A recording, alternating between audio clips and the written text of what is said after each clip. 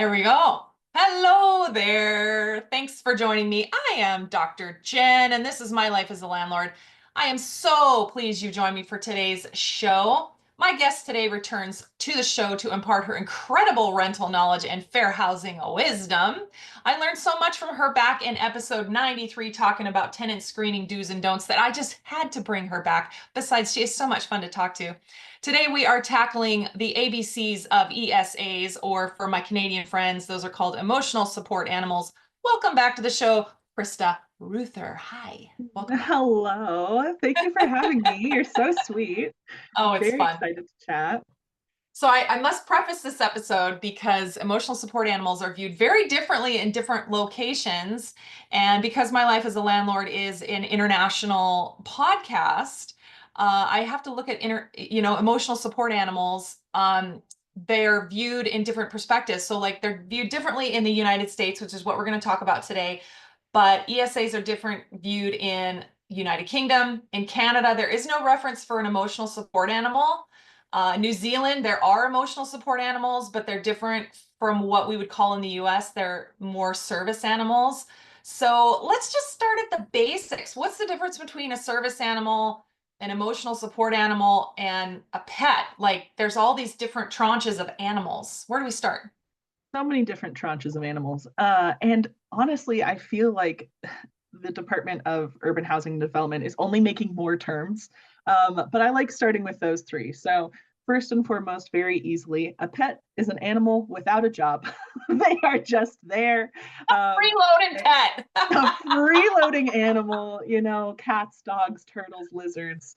If they are just existing and they don't, that's their only purpose, great, fantastic, love it. You as a housing provider can have rules about pets. You can say no pets, you can have pet fees, pet deposits, pet rent. Everything is at play with pets. Now, it starts to get a little bit trickier when we start talking about service animals and ESAs, emotional support animals. So, a service animal, by and large, is going to be a dog.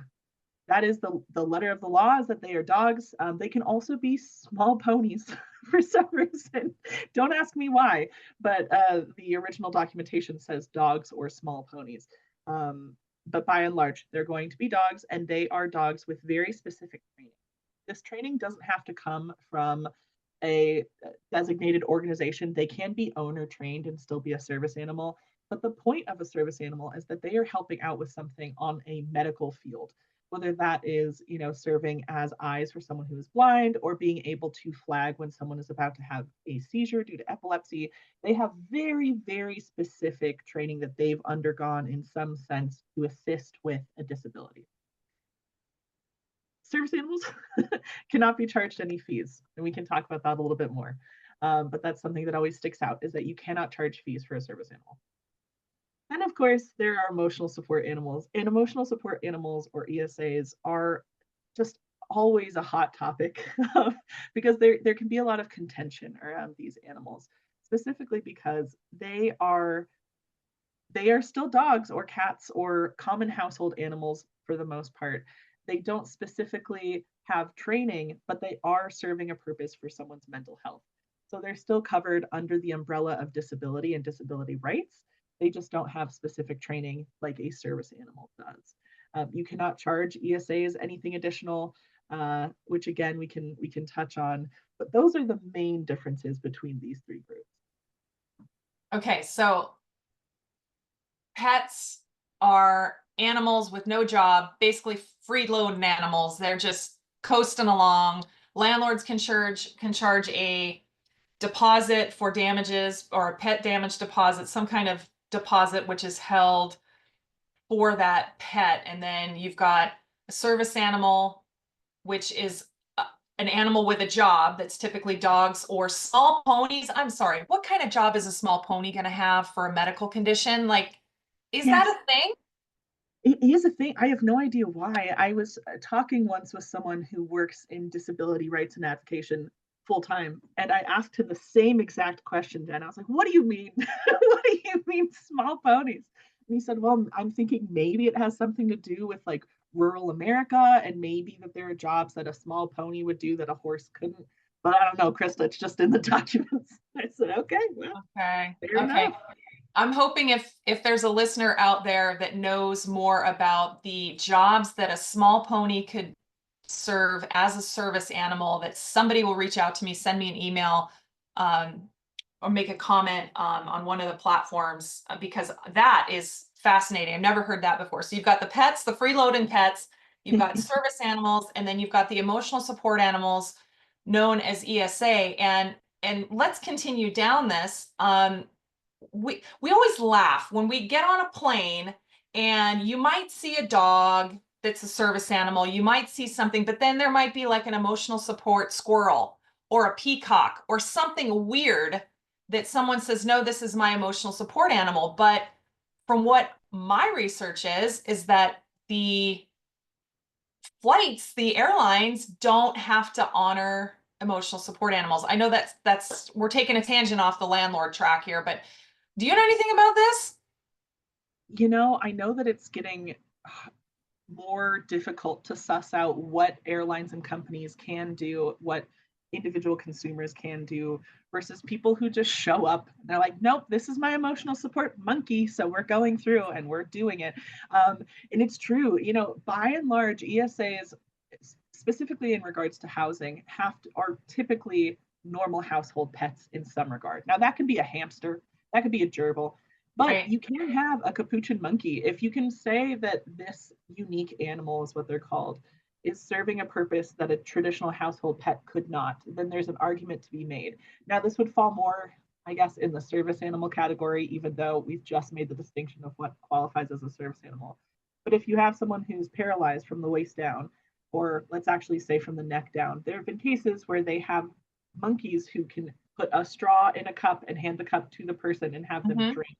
So, like, there are ways that, all of this to say, there are so many different cases of how this can shake out. But when it comes to things like the airport or restaurants, I mean, I live in Colorado, and Denver is just rife with different places where you can bring in all sorts of animals, and you're expected to not have any feelings about it and to just Right. be fine with it no matter where you are.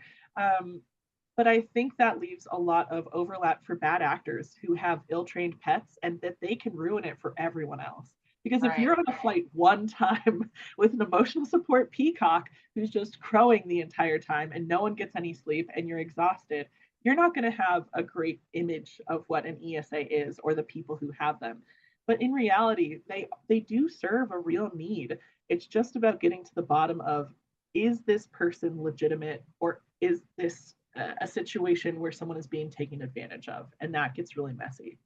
Well, let's talk about this, because one of the most critical parts of landlording is the tenant screening process, right? That's where we're at. And so what is a landlord allowed to ask a potential tenant regarding their animals? And let's say pets is one thing, and that's sort of more cut and dry. But what is a landlord allowed to ask for or verify on either a service animal or an emotional support animal?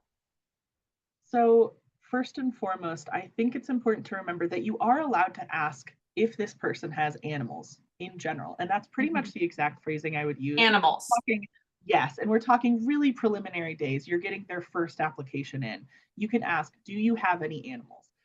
You might even want to go a step further and have a couple follow ups like, do you have a pet? Do you have a service animal? Do you have an ESA? The thing is, when you get that information, first of all, you should be asking it to those questions to everyone who submits an application. Do not cherry pick who gets those questions. That would be a very bad road to go down. Sure. When you ask that question, you cannot just outright deny anyone who says, yes, I have an ESA, or yes, I have a service animal. That would also be discriminatory. So don't do that. This is just information gathering so that you can understand who is moving in and what they're bringing with them. Mhm. I will say, though, there are situations, and HUD even documents this. They have a pretty great bulletin that just details different things that housing providers can ask it for both service animals and emotional support animals. And they say that these requests can come in after the tenant has already moved into the property, and that should still be honored in the same way as someone telling you before they've moved in. Um, when you get some information that this person has some kind of animal, let's say that you have those questions laid out, they say, yes, I have an ESA, you should say, okay, great. This is not a time, you don't want to be combative. Really what you're going to try and figure out is, can this be a reasonable accommodation for the person?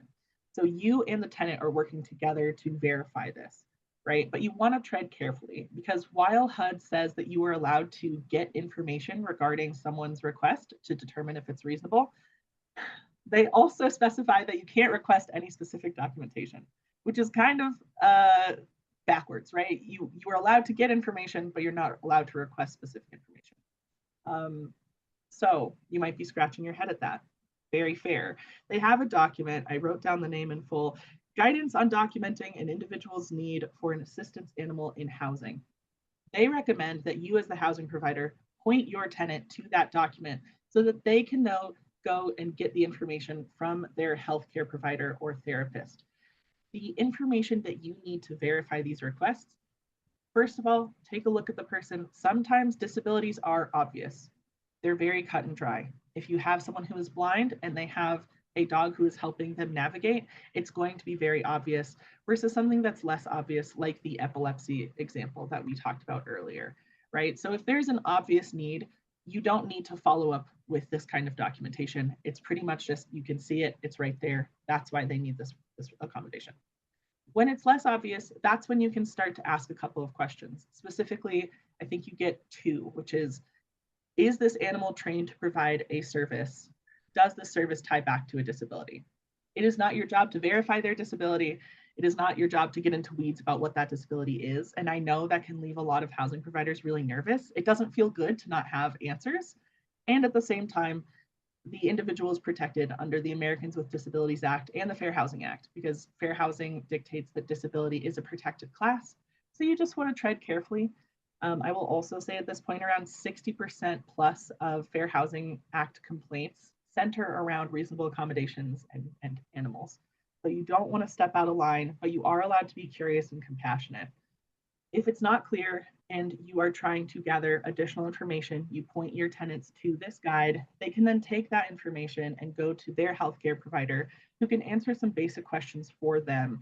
Things like how long they've been that person's healthcare provider, the name of the animal or the type of animal in question with this diagnosis. They're not going to tell you the specific diagnosis, nor should you press about that, but they might detail how this ties back to the request and offer up something like their license number or a signature on official letterhead that lets you know that this is coming from a provider who has a relationship with your tenant.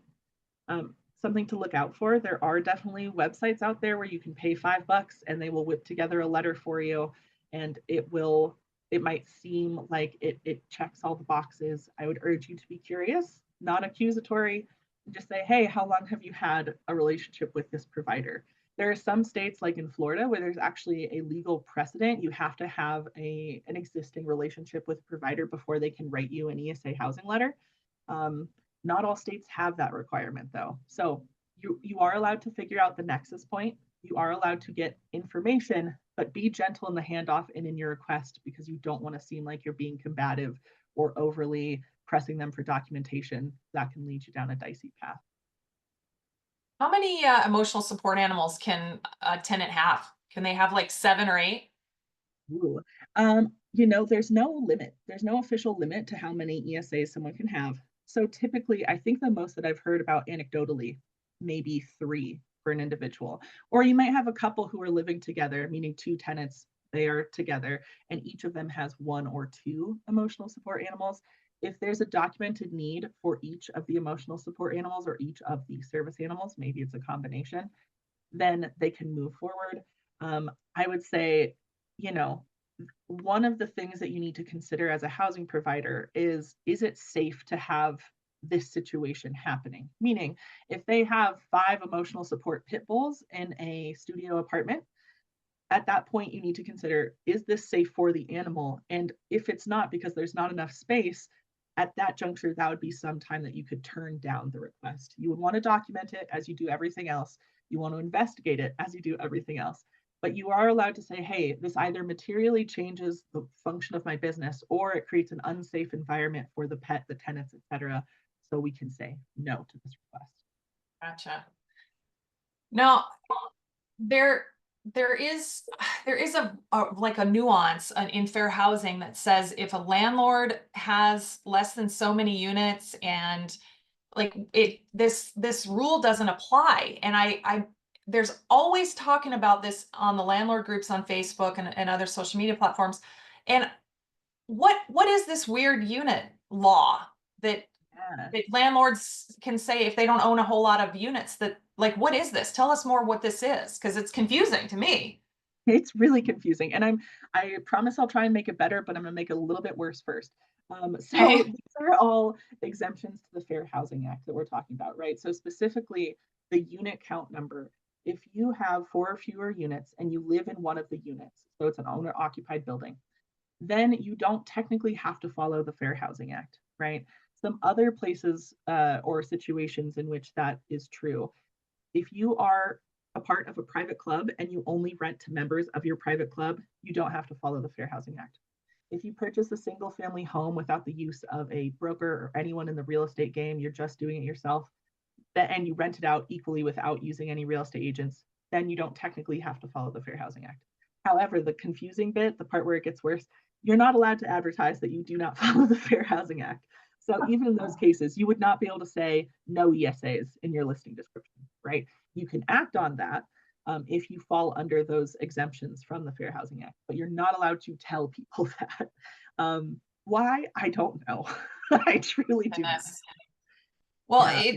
it's super confusing, and I think there's a lot of frustration where I've seen an example multiple times on Facebook, multiple times, where a landlord has screened a tenant, there's a lease in place, they've moved in, they have not declared any pets or animals of some kind. Somehow they're into the lease somewhere, and there is a site visit of some kind or a repair needed, and all of a sudden there's an animal there.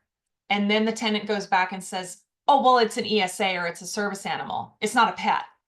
But that was never declared during the screening. And so now it's like, okay, does this landlord, that's such a weird situation that the landlord's now going, okay, do I give him a warning letter because it's not in the lease? Do I give them a warning letter because they lied or there was a change in condition? Like, what do we even do with that? Because now the tenant has, it looks like the tenant has lied and they probably did. So now what? It's a frustrating situation, right? Yeah. You've entered this contract, you've laid out your terms pretty clearly, and then they get violated in some way. And Yeah. you're also in a tricky position. If someone claims it's an ESA, that means you have to do your due diligence and you have to follow up on that before you take any other action. And that doesn't feel good, you know? No. Um, so I think there are a couple different ways, a couple different things I would urge folks to keep in mind. First and foremost, as I said, you're going to need to treat it like it's a legitimate request. So you say, okay, this is an ESA. That means that I need to validate this. Here is the guide to documenting an individual's need for an emotional support animal. Please provide me documentation by, and you want to set a specific date. And you want to kind of give them exactly what you're going to require, right? So again, you want to tread carefully. When in doubt, contact your local HUD office if you're here in the States, um, and see if they have any further recommendation for your area, because there can be additional fair housing laws depending on where you live or where your rental is. But that's your first step, is you're going to take them at their word and you're going to say, okay, here's what I need from you. I need it by this date, and that's my requirement for this. I think it's also well within your rights to say, by the way, I wish you had told me this. I wish you had told me this sooner, because now it feels like this was a secret, and it doesn't give a great, it doesn't put our relationship on a great standing. I still want to investigate this. I'm still dedicated to providing you with great housing. But just so you know, this could go a lot smoother if next time you just let me know at the lease signing or when you got the pet or XYZ, right? Because I do think some of these renters, especially the younger ones, might just not know. And it might be ignorance that is playing out in a way that is not feeling great to the housing provider, but maybe could be corrected. Now, if it's someone who's older and they've been doing this a lot, or, I don't know, it's still going to feel wrong. You just need to treat it as formally and business minded as possible, which means making sure you point them to what you need, setting a clear due date, and then waiting for them to get back to you. Also, let them know the consequences. If they can't provide you, let's say, an ESA housing letter by the date that you set, if you have a pet policy in place, you say, okay, I will assume if you can't get me this documentation by this date that this is a pet, I'll need you to pay me a pet deposit in the amount of this much by this date. And there will be pet rent moving forward in the amount of this much every month. That way, they have a very clear line of exactly what's going to happen if they don't follow through. And hopefully, by having that awkward conversation, and I know you're the queen of awkward conversations, but having that awkward talk and saying, "Yeah, this was disappointing. This was not how I wanted this to go down. I'm rooting for you. I want to work with you and make sure that you're comfortable. Here's how it goes better in the future." Hopefully, that sets a good foundation, and you can improve from there. But let's talk about, what if you don't have a pet policy? What if you have a no pet policy and they don't have ESA documentation, or their ESA documentation doesn't check out? Now you've got a situation where they're in violation of the lease due to an unauthorized pet. Now you are potentially facing a eviction situation, or they've got to rehouse that animal. I mean, they've created this, right? This is the Yeah, awkward conversation you've got to have, right? yeah, Like, this is just it. It seems very, very sketch to me to have it is. somebody do that. Yeah, yeah, because there are often, especially when you are really thorough, like I know you are with your leases and your screening, there are many different junctions to have that conversation before it's a surprise. Because this is not the kind of nice surprise that people are looking forward No. to. And I believe we talked about this a little bit offline. Correct me if I'm wrong, but I think you have some kind of language in your lease about, hey, if this is found where you said you didn't have a pet, you didn't have an ESA, and it turns out that you did, here are the steps that we will take. I think everyone should have that kind of language in their lease, because if you can give them everything they need upfront for as many situations as possible, there is no ignorance is bliss moment, right? They should know, okay, I have this animal, I didn't disclose it, here's what I'm risking, here are my consequences if it all goes awry, which it's likely to do because it's very hard to hide an animal. Like that is Yeah. not something people should be striving for. No, I agree. I agree. Now, the other thing I see on Facebook and in other social media groups as well is damage caused by a service animal or an emotional support animal. What's your take on damage done by this trained animal that's doing a job? Yeah. So while you are not allowed to charge any additional fees or an additional pet deposit for service animals or ESAs, you are allowed to use money from the security deposit to correct and fix damages that those animals have caused. Um, it's unfortunate because, obviously, if you did have a pet policy, you could have a dedicated security deposit for all pet damages, and it might be the case that you know the trained service dog scratched up all the wooden floors and now you have to get all of them redone, and that's over what you charge for the security deposit. At that point, I would talk to your local attorney and see, is it worth it to try and go through small claims? What are my next steps? Oftentimes, unfortunately, the answer is no. It's really hard to squeeze money from folks, especially after they've left. But that doesn't mean that you shouldn't investigate your options. And of course, biggest takeaway here, you can use the overall security deposit for any of those pet related damages. Just make sure that, as with everything, you are documenting what that damage was, how much it cost to fix it, XYZ. And same thing throughout the tenancy. If you see that one of those animals is causing damage, regardless if it's a pet, if it's a service animal or an emotional support animal, I've always noted that, going, come on, either you got to have it repaired or I'll repair it for you. But, it's not supposed to be like normal wear and tear. Damage from any animal is not part of normal wear and tear. Right. That's absolutely true. And I think that that also just harkens back to the idea that inspections are so important. Yeah. Please make sure that you're doing those. I have talked to some landlords who they just don't do inspections at all. And I get anxious for them because I'm like, what do you mean? You're never in there, you're never checking just to see how it's going. I mean, Yeah. one, it's a good exercise so you understand the health of your actual property. But two, just as you mentioned, it gives you the opportunity to say, okay, I'm walking through with my tenant. Tim, I see over there, there's this damage caused probably by your cat's litter box. I would recommend that you jump on that before you move out. And here are some maybe solutions that I've heard from other tenants if you want to go the extra mile.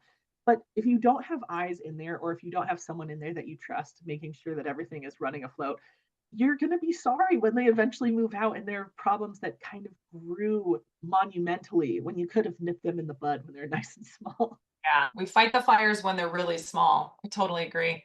I Yeah. had someone explain to me one time, or maybe I read it on Housing and Urban Development website. I can't remember where I saw it, but it was really interesting because they were talking about a service animal doing a job. And just like you had said, but it was really interesting that they said, imagine the service animal is like a prosthetic leg or a prosthetic hand.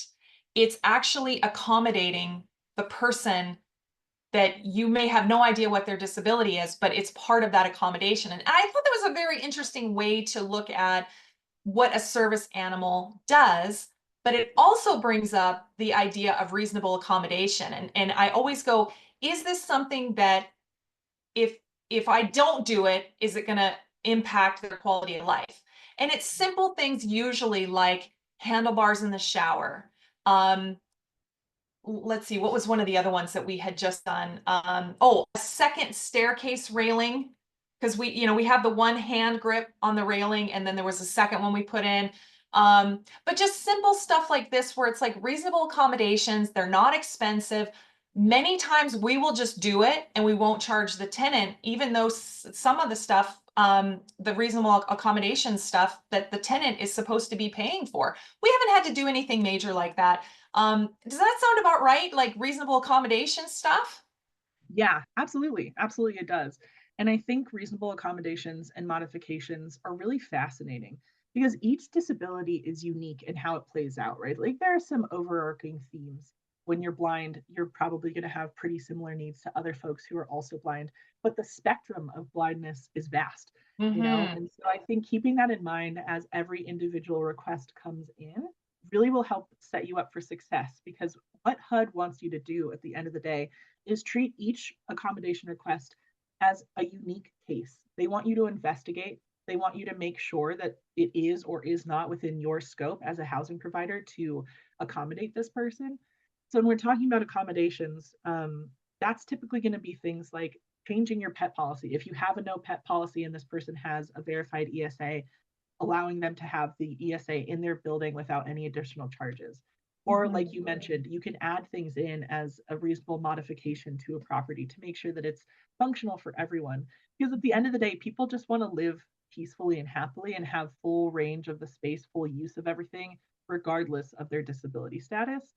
And so I think this is a good opportunity for housing providers to get in there and give them that, even though again there might be points along the way where it's kind of like, ouch, I have to pay money for this, I have to do this, I have to get at least 3 quotes. Like this is a lot of work, but I promise you it's important work and it's good that you're doing it. Thank you for that. I appreciate it. One thing over the last 15 plus years that I've been a landlord that I have added into my lease addendum, regardless of the label of the animal, it doesn't matter.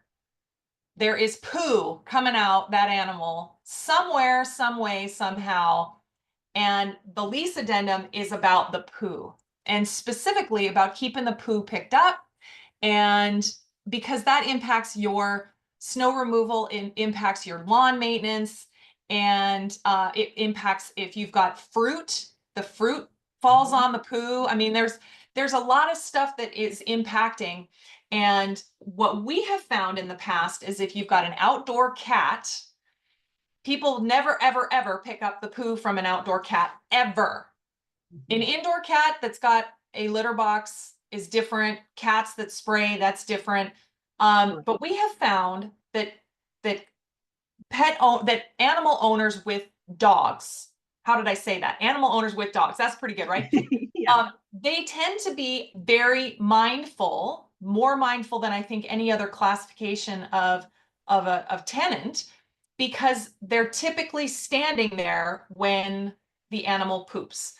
Mhm. Typically. Now, that's not always the case, especially if you have a fully fenced backyard. But at some point, if that fully fenced backyard is grass, at some Yeah. point, somebody's got to clean it up, or it's got to be pick. It's like something has to happen. And even if you've got rocks, I mean, the poo has to go somewhere. So the lease addendum item is about the poo. And if they don't pick up the poo, I have to pay somebody to pick up that poo because the lawn guy's not going to walk through a bunch of poo. Yeah, Fair enough? sounds fair to me.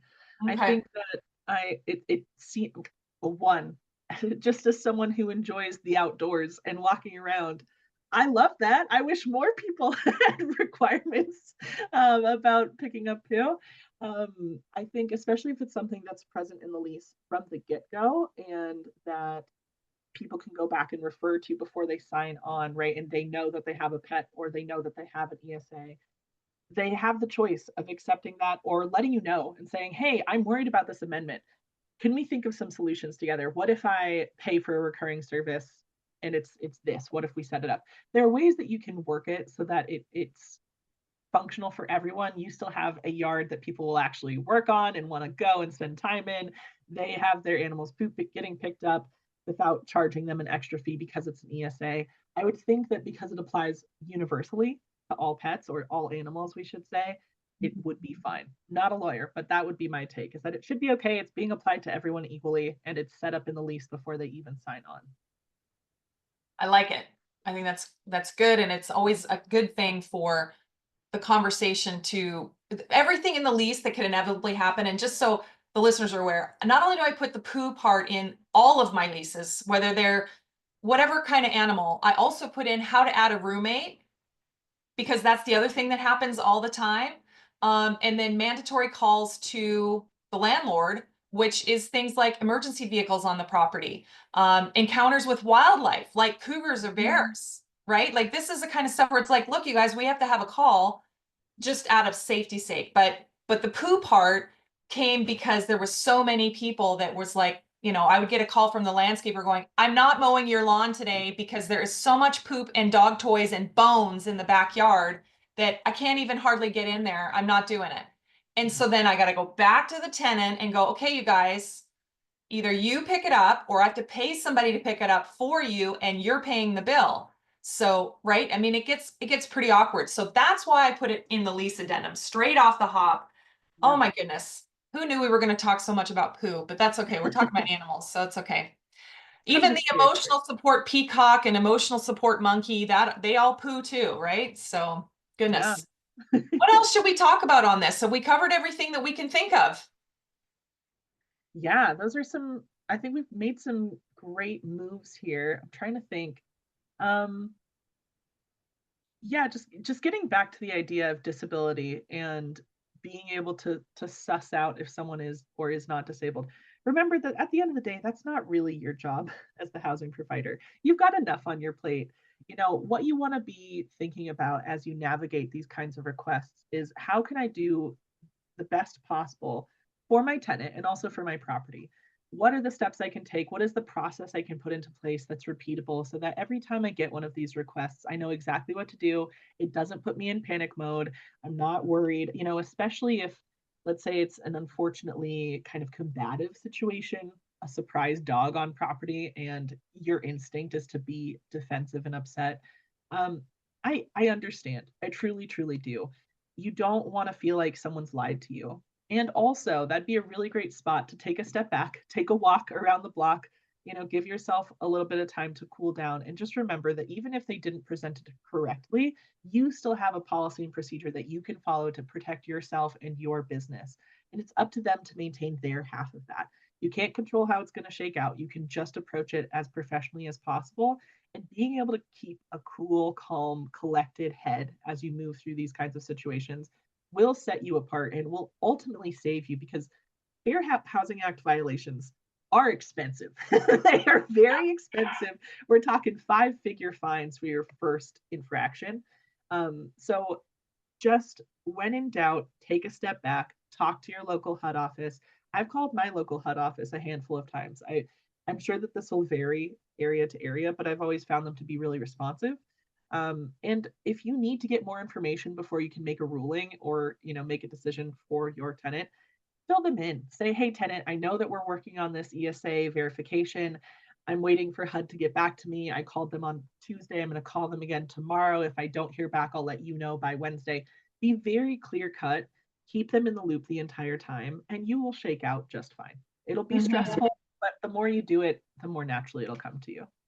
Well, and I like the idea is you have a system for the whole thing, right? It's not just onesie, twosie. It's, and I really like the idea of calling the local HUD office and asking the questions. And I do that often, regardless of the location of the rentals that I have. I will call and I go, okay, what about smokers? What do we do about smokers? What about this? Can I do this? What about pet rent in this area? Am I allowed to do this? And I ask everything I possibly can to avoid making mistakes, right? So if Yeah. Krista, if a listener is interested in contacting you, how do they get a hold of you? Well, oh, shucks. First of all, so touched.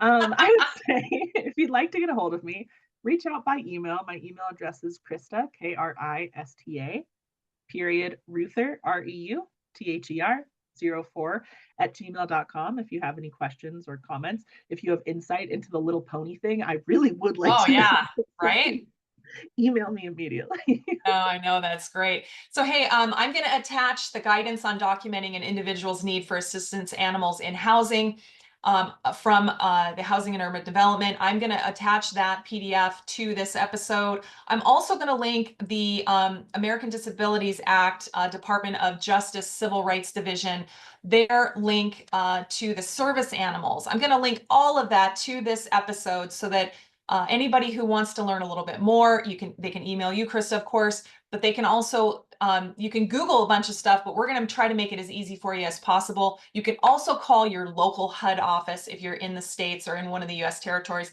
Please do that. Krista, any parting thoughts? Hmm.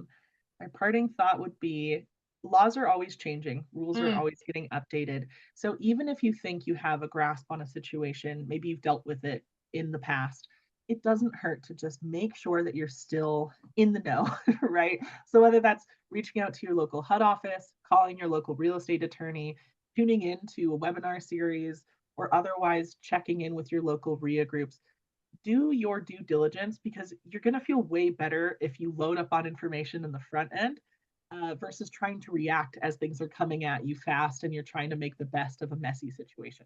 So, whenever possible, research first and then apply later. You don't want to be in a situation where you are in the midst of everything and you're trying to figure out a way forward.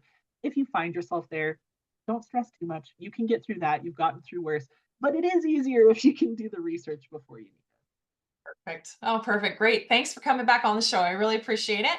Yeah. it. Oh, thank you. This has been fun. I really appreciate you. Awesome. Hang on just a sec.